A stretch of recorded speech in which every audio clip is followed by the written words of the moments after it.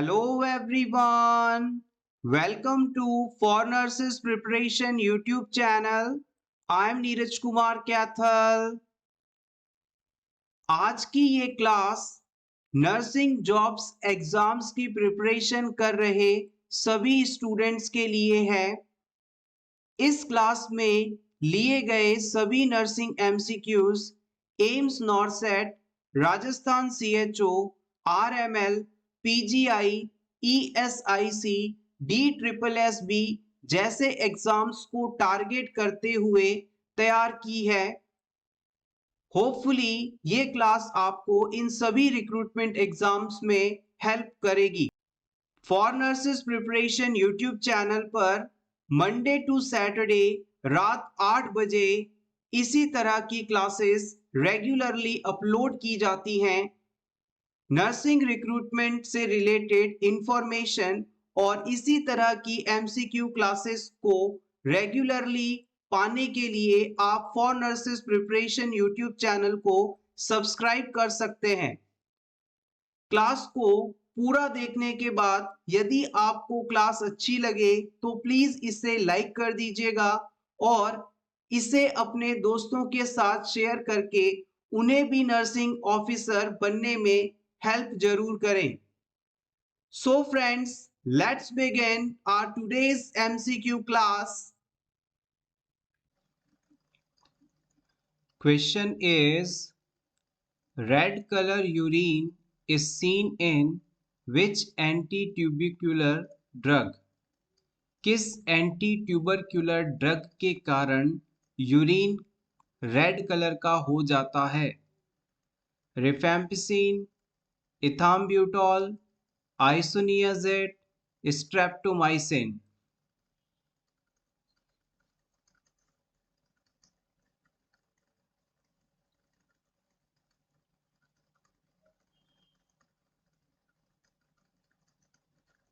The right answer is option A.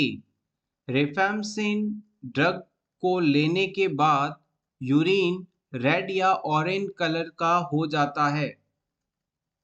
Ethambutol एक bacteriostatic medicine है जो कि बैक्टीरिया की ग्रोथ को स्लो डाउन करती है और इसको लेने के बाद साइड इफेक्ट के रूप में आईज इफेक्ट हो सकती हैं, विजन प्रभावित हो सकता है। Streptomycin drug exam point of view से बहुत ज़्यादा इम्पॉर्टेंट है। इस ड्रग को लेने के बाद 8th क्रेनियल नर्व में टॉक्सिसिटी हो सकती है, 8th क्रेनियल नर्व डैमेज हो सकती है जिससे हियरिंग इम्पेयरमेंट हो सकता है। Next question, whitish discharge from vagina is seen in? Vagina से अगर whitish कलर का डिस्चार्ज निकल रहा हो तो ये कौन से डिजीज को बताता है? Trichomoniasis, syphilis, gonorrhoea, candidiasis.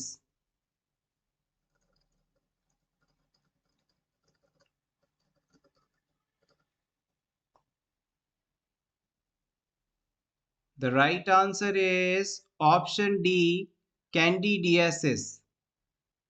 Candidiasis basically fungus द्वारा होने वाला इन्फेक्शन है जिसमें व्हाइटिश डिस्चार्ज देखने को मिलता है।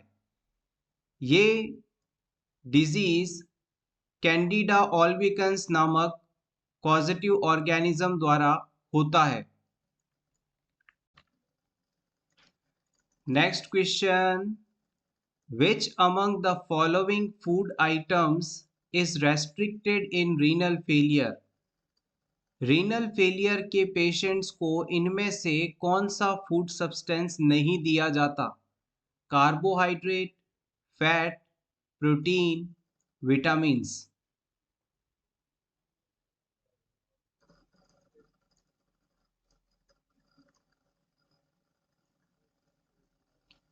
The right answer is option C, protein. जब भी हम प्रोटीन फूड लेते हैं इसका मेटाबॉलिज्म होने के बाद जो वेस्ट प्रोडक्ट बनता है जो कि यूरिया आदि की फॉर्म में होते हैं, इनका बॉडी से बाहर एक्सक्रीशन किडनी के द्वारा करवाया जाता है। अगर किसी क्लाइंट में किडनी प्रॉपर तरीके से काम नहीं कर रही हो तो ये वेस्ट प्रोडक्ट बॉडी से बाहर नहीं जा पाएंगे, और अगर ये बॉडी से बाहर नहीं गए तो बॉडी में कई सारे कॉम्प्लिकेशंस कॉज कर सकते हैं, दूसरे डिजीज कंडीशंस कॉज कर सकते हैं। तो इसी वजह से जिन पेशेंट्स की किडनी प्रॉपर फंक्शनिंग नहीं है उन्हें ऐसा कोई भी सब्सटेंस नहीं दिया जाता जो प्रोटीन रिच हो। Next question 3C, coughing and choking during feeding and unexplained cyanosis is associated with।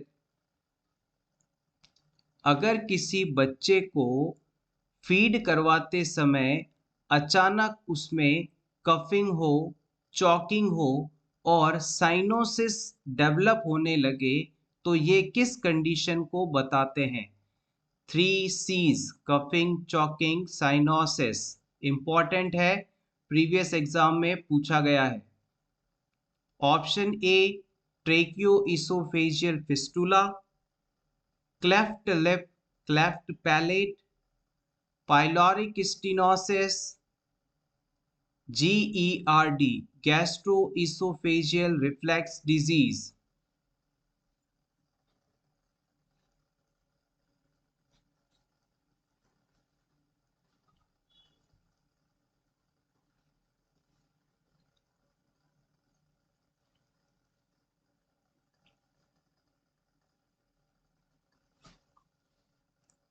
The right answer is option A, tracheoesophageal fistula।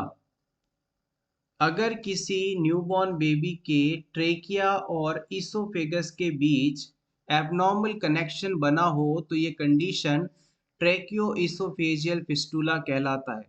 मान लीजिए ये बच्चे की इसोफेगस है और ये बच्चे का रेस्पिरेटरी ट्रैक्ट है, ट्रेकिया है।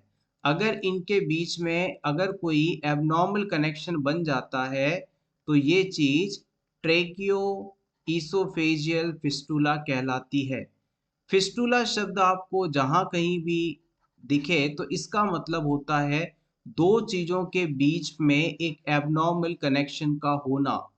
दो नॉर्मल चीजों के बीच में कोई कनेक्शन है तो उसे आप फिस्टुला के नाम से जानते हैं।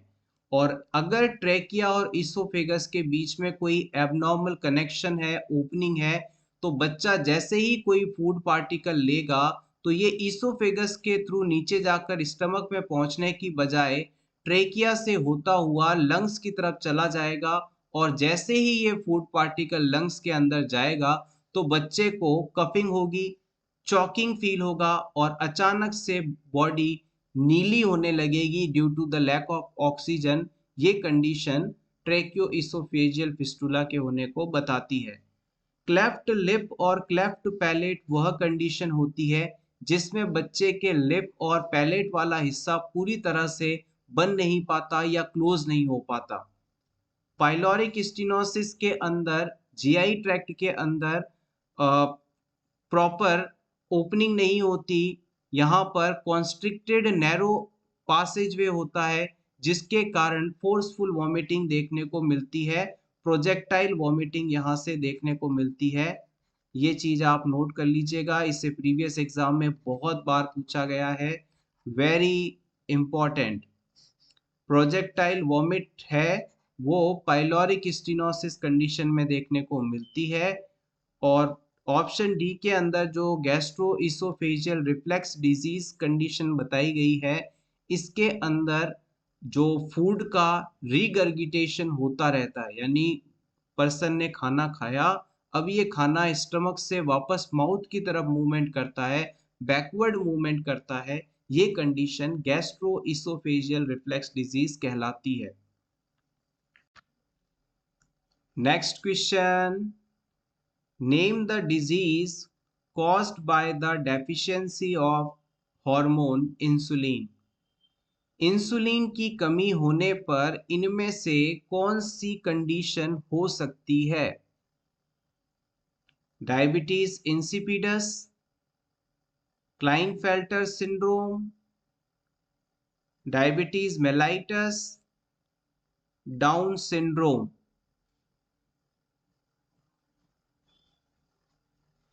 आई एम श्योर इस क्वेश्चन का आंसर ऑप्शन बी और डी तो आप नहीं देंगे, और थोड़ा बहुत भी कंफ्यूजन यदि है तो इन दोनों के अंदर होगा। इंसुलिन की कमी होने पर कौन सी कंडीशन देखने को मिलती है? The right answer is option C, diabetes mellitus. अगर किसी क्लाइंट में पैंक्रियास के द्वारा, पैंक्रियास की बीटा सेल्स के द्वारा सिक्रीट होने वाले हार्मोन इंसुलिन की कमी हो जाए तो उसे डायबिटीज मेलाइटस कंडीशन होती है।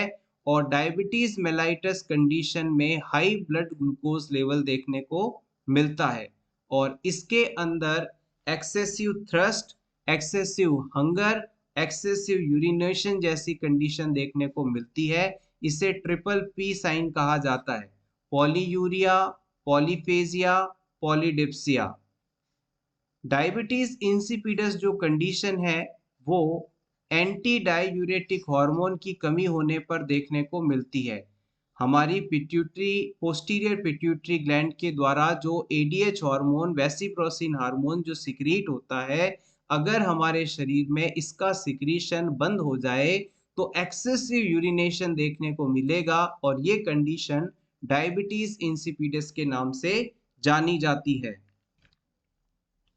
ऑप्शन बी के अंदर बताए गए क्लाइनफेल्टर सिंड्रोम की यदि बात की जाए तो ये मेल के अंदर देखा जाता है, और इसके अंदर टोटल क्रोमोसोम्स की संख्या 47 हो जाती है। या यूं कहें कि मेल के अंदर एक एक्स क्रोमोसोम एक्स्ट्रा आ जाता है।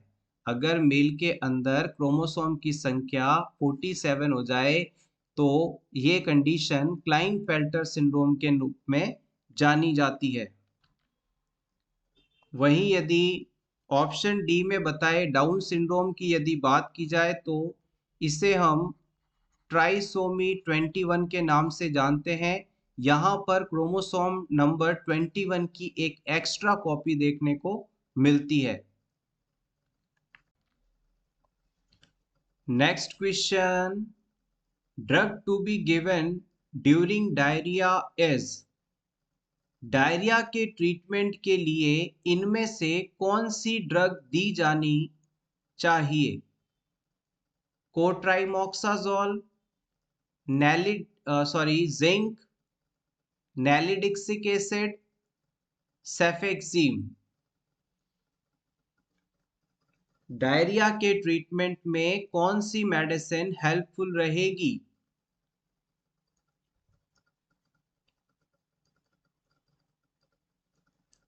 Option B, zinc is the correct answer. WHO और यूनिसेफ ने डायरिया होने पर जिंक सप्लीमेंटेशन लेना इसेंशियल कहा है। अगर किसी बच्चे की एज 6 मंथ से कम है तो डायरिया होने पर 10 mg पर डे के हिसाब से 10 से 14 दिन तक उसे जिंक सप्लीमेंट लेना चाहिए। This is according to WHO and UNICEF. WHO और यूनिसेफ के अनुसार। और अगर बच्चे की एज 6 मंथ से ज़्यादा है तो हर दिन डायरिया होने पर 20 mg पर डे के हिसाब से जिंक सप्लीमेंट लेना चाहिए। ये चीज़ उन्होंने रिकमेंड किया है। एक बार फिर से देखिएगा, WHO और यूनिसेफ ने ये कहा है कि अगर किसी बच्चे को डायरिया हो जाता है और उसकी उम्र 6 महीने से कम है तो आप उसे 10 दिन से लेकर 14 दिनों तक लगातार हर रोज 10 mg पर डे के हिसाब से जिंक सप्लीमेंट देंगे। और यदि बच्चे की उम्र 6 महीने से ज़्यादा की है तो डायरिया होने पर 10 से 14 दिनों तक हर रोज 20 mg per day zinc supplement देना चाहिए। अपकमिंग एग्जाम्स के लिए ये क्वेश्चन बहुत ही इंपॉर्टेंट है। आप चाहें तो इसे नोट डाउन कर लीजिए या फिर इसका स्क्रीनशॉट ले लीजिए। Next question, major protein digesting enzyme present in the pancreatic juice. Pancreatic juice में प्रोटीन को डाइजेस्ट करने वाले मेजर एंजाइम का नाम आपको बताना है।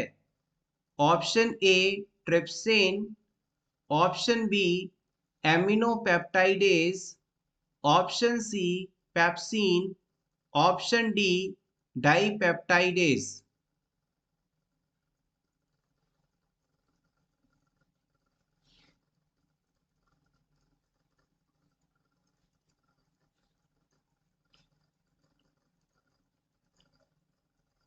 The right answer is option A, trypsin. Pancreas के द्वारा सिक्रीट होने वाला trypsin enzyme major protein digestive enzyme के रूप में काम करता है। Next question, very important. Action which halts the progress of a disease at its incipient stage and prevents complications related to which stage of prevention। Level of prevention topic से ये question है। आपको लेवल ऑफ प्रिवेंशन की उस stage का नाम select करना है जिसमें किसी डिजीज की प्रोग्रेस को रोका जाता है और इसके कॉम्प्लिकेशंस को प्रिवेंट किया जाता हो। डिजीज प्रोग्रेस को स्टॉप करना और कॉम्प्लिकेशंस को रोकना किस लेवल ऑफ प्रिवेंशन का मेन टारगेट होता है?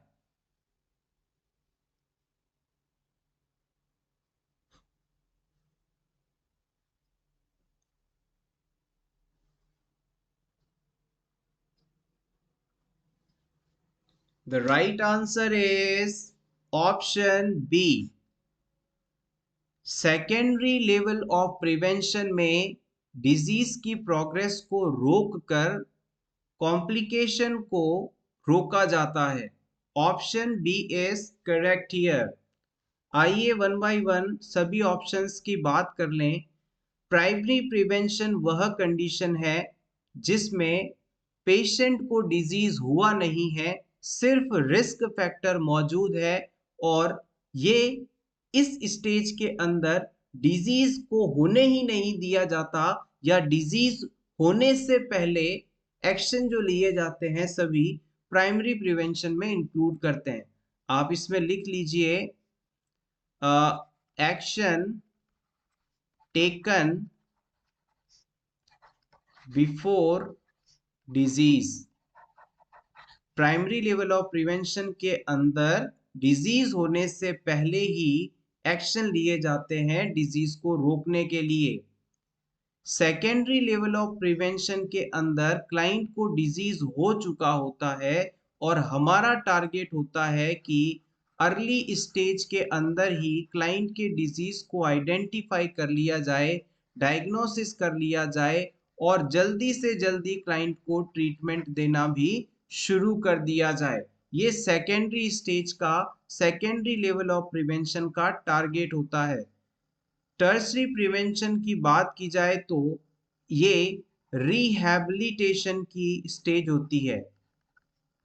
रिहैबिलिटेशन इसके अंदर इंक्लूड किया जाता है। सेकेंडरी स्टेज के अंदर डिजीज का ट्रीटमेंट हो चुका है। अब टर्शरी स्टेज के अंदर हम कोशिश करते हैं कि क्लाइंट की बॉडी फंक्शनिंग डिजीज होने से पहले जिस तरह की थी, जिस लेवल की थी, उस लेवल की हो जाए, क्लाइंट फिर से वो सब काम कर पाए जो डिजीज होने से पहले वो करता था। This is called rehabilitation phase। Next question, the milk produced during the initial few days of lactation is lactation की शुरुआत में पहले कुछ दिनों में जो मिल्क आता है उसे आप क्या कहेंगे? Colon, colostrum, कॉलमन, lactating milk.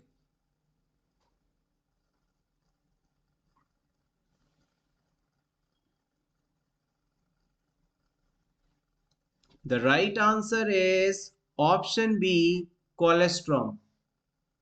बच्चे के डिलीवर होने के बाद पहले 1 से 3 दिनों तक जो येलो कलर का थिक मिल्क आता है, गाढ़ा पीला दूध आता है, जिसमें पर्याप्त मात्रा में इम्यूनोग्लोबुलिन्स मौजूद होते हैं, उसे हम कोलेस्ट्रॉम के नाम से जानते हैं।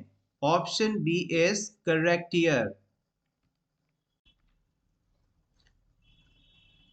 Next question, anti D should be given following RH positive delivery within। अगर RH पॉजिटिव डिलीवरी हुई है तो एंटी-डी कितनी देर में लगा देना चाहिए? 6 घंटे में, 24 घंटे में, 72 घंटे में या 7 दिन के अंदर?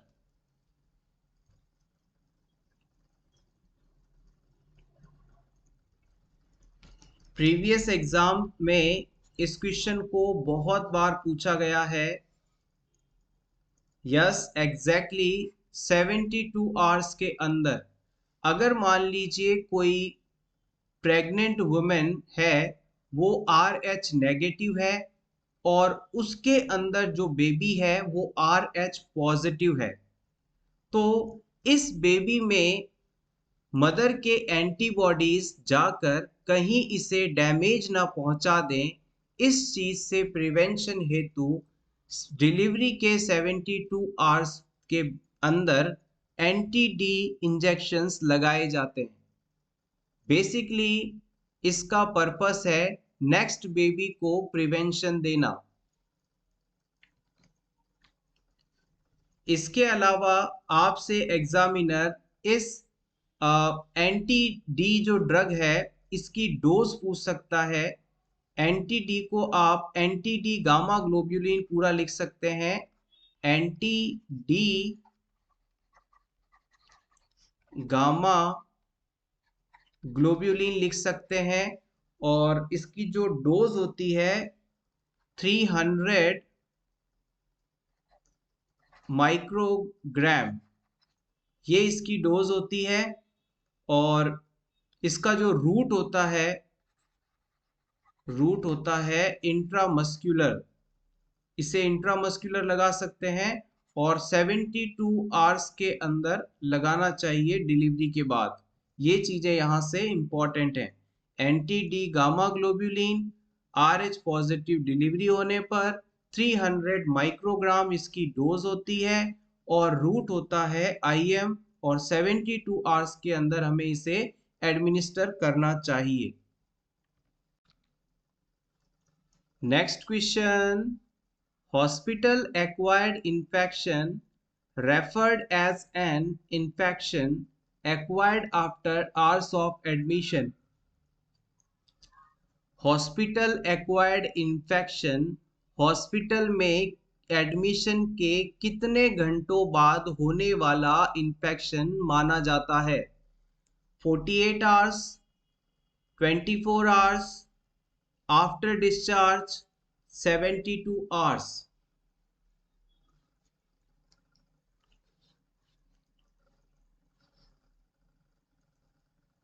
The right answer is option A, 48 hours। अगर कोई व्यक्ति हॉस्पिटल में एडमिशन ले और एडमिशन होने के 48 घंटे पूरे होने के बाद उसे कोई भी इन्फेक्शन होता है जो कि एडमिशन के समय उसे नहीं था, तो इसे आप हॉस्पिटल एक्वायर्ड इन्फेक्शन के नाम से जानते हैं। हॉस्पिटल एक्वायर्ड इन्फेक्शन को आप नोज़ोकोमियल इन्फेक्शन के नाम से भी जानते हैं और मोस्ट कॉमन हॉस्पिटल में होने वाला इन्फेक्शन है यूरिनरी ट्रैक्ट इन्फेक्शन। और इसका मोस्ट पॉजिटिव ऑर्गेनिज्म है E coli. Next question, which of the following food should be avoided when the patient is on MAOI? अगर किसी क्लाइंट को MAOI मेडिसिन दी जा रही है तो उसे कौन सा फूड सब्सटेंस नहीं लेना चाहिए? Option A calcium rich food, option B tyramine containing food, option C alanine containing food, option D gluten rich diet.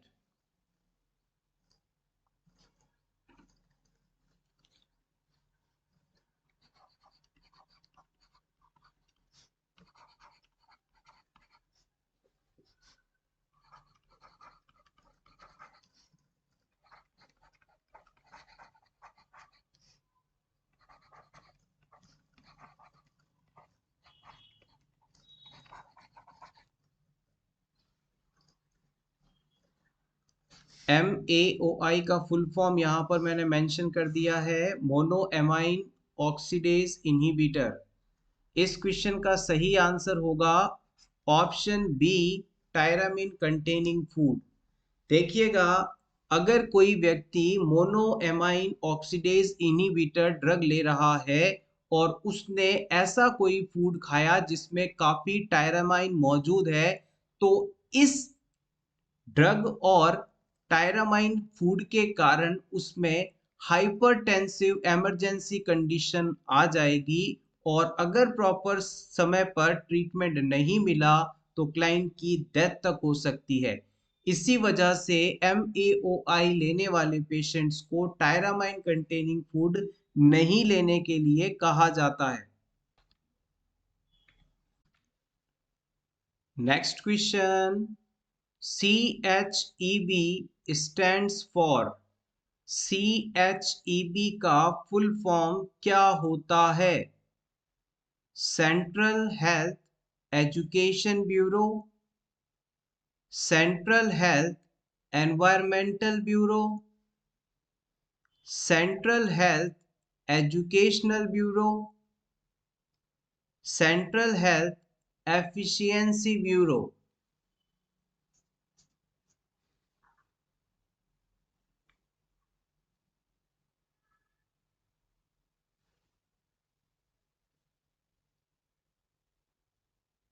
Option A is correct here. Central Health Education Bureau. Central Health Education Bureau. Next question. The antidote of paracetamol is. Paracetamol की poisoning होने पर, overdose लेने पर antidote के रूप में किस medicine का इस्तेमाल किया जाता है? Cyclosporine, N acetyl cysteine, cyclophosphamide, diclofenac.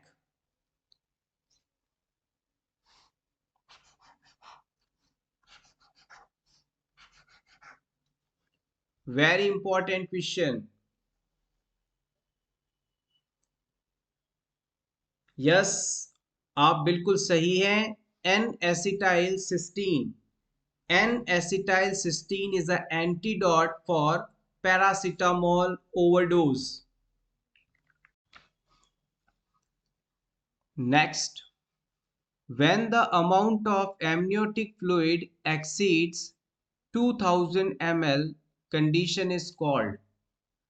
अगर एमनियोटिक फ्लूइड की मात्रा 2000 ml से ज़्यादा हो जाए तो ये कंडीशन क्या कहलाती है? Oligohydramnios, polyhydramnios, bag of waters, amniotic.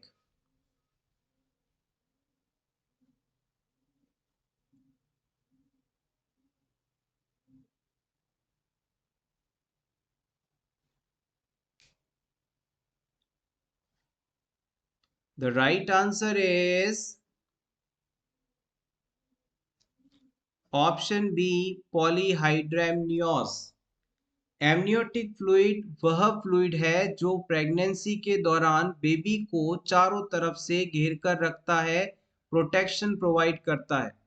अगर इसकी मात्रा 2000 ml से ज़्यादा हो जाए तो ये कंडीशन पॉलीहाइड्रेमनियोस कहलाती है, और वहीं अगर इसकी मात्रा 200 ml से कम हो जाए तो ये कंडीशन ओलिगोहाइड्रेमनियोस कहलाती है। इसकी नॉर्मल मात्रा 800 ml तक होनी चाहिए टर्म प्रेगनेंसी पर। सो एवरीवन, ये थी हमारी आज की नर्सिंग एमसीक्यू क्लास। होपफुली ये क्लास आपको अच्छी लगी होगी। क्लास अच्छी लगी हो तो प्लीज इसे लाइक कर दीजिएगा, अपने दोस्तों के साथ शेयर कर दीजिएगा, और for nurses preparation YouTube channel को सब्सक्राइब कर दीजिएगा। For nurses preparation Facebook, Telegram, Instagram पर भी एक्टिव है और रेगुलरली आपकी प्रिपरेशन के लिए एमसीक्यूज और वैकेंसी के इंफॉर्मेशन शेयर करता है। इन सभी सोशल मीडियाज पर फॉर नर्सेस प्रिपरेशन को फॉलो करने के लिए वीडियो डिस्क्रिप्शन में दिए गए सभी लिंक्स पर क्लिक करें। Thank you so much. Best of luck.